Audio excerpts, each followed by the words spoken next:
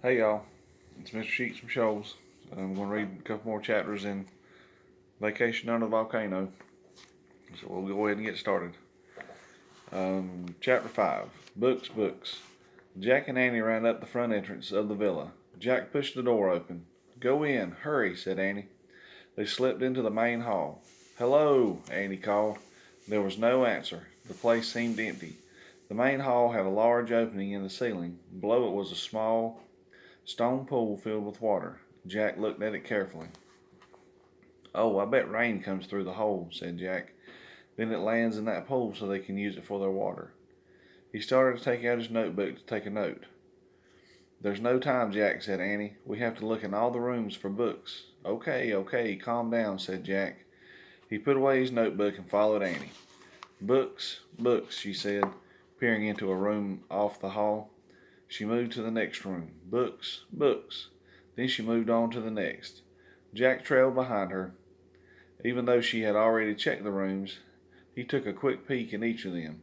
He wanted to see what a house in Roman times looked like. He'd write notes later. The first two rooms had wooden beds. The walls had pictures painted on them. The floors were covered with tiny pieces of colored stone. The third room had a low table with silver dishes on it. 3 sloping couches were placed around the table. The couches were covered with pillows. This must be the dining room, said Jack. People from Roman times lay down on couches while they ate. Did you know that? He looked around for Annie. Where was she? Jack, come here, Annie called. Jack followed her voice. She was in a garden off the dining room. It had a stone patio, palm trees, and grapevines. In the middle was a pond with a mermaid fountain. Goldfish swam in the water. Look, here's another room, said Annie. She moved to the door of a room off the garden. She opened the door and peeked inside. Jack looked with her. Along the walls of the room were long shelves with rolls of paper on them. Rats, said Annie. No books. She closed the door. No books in this whole villa. Let's get out of here. Just a minute, said Jack. I have an idea. He pulled out his book on Roman times. He found a section called Writing. He read, Romans used pens made of small reeds.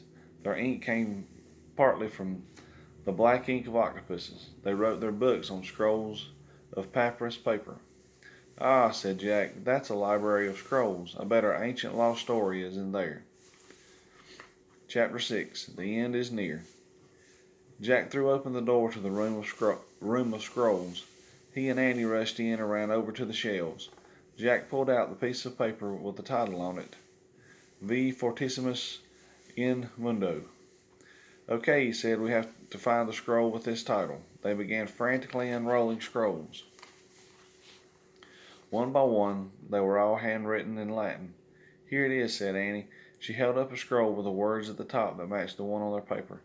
Yay, said Jack. I wish I could read Latin so we could find out what the story is. Don't think about it now, said Annie. Let's go. Annie handed the scroll to Jack, then started out of the room. Come on, she said. Bring it. I just want to check to see what the story's about, said Jack. He put the scroll in the leather bag. Then he flipped through the book on Roman times, looking for a picture of the ancient scroll. In the middle of the book, he found a picture of a volcano erupting over a town. Under the picture was written, For 800 years, Mount Vesuvius was a peaceful mountain, rising above the town of Pompeii. Then at noon on August 24th, AD 79, it erupted into a deadly volcano. Oh no, whispered Jack.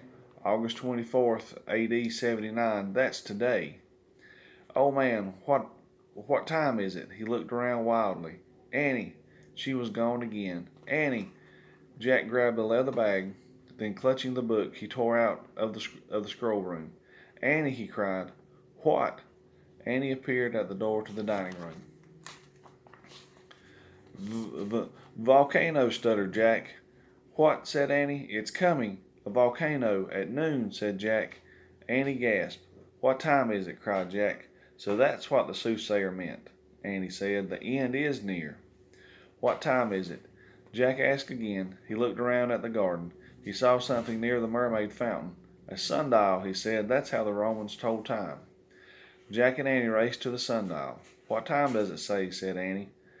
I don't know, said Jack. His hands shook as he turned the pages of the book. He stopped on a picture of a sundial. It showed examples of different times. Jack looked back and forth from the page to the real sundial in the garden. Here, he said. He had found the one that matched. Jack read the writing under the picture. The shadow on the sundial can hardly be seen at noon. Oh man, he whispered. He looked at Annie.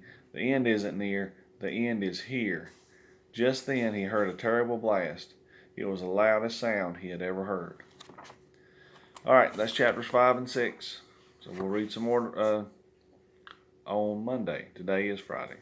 Hope you guys have a good weekend, and I'll talk to you soon. Miss y'all.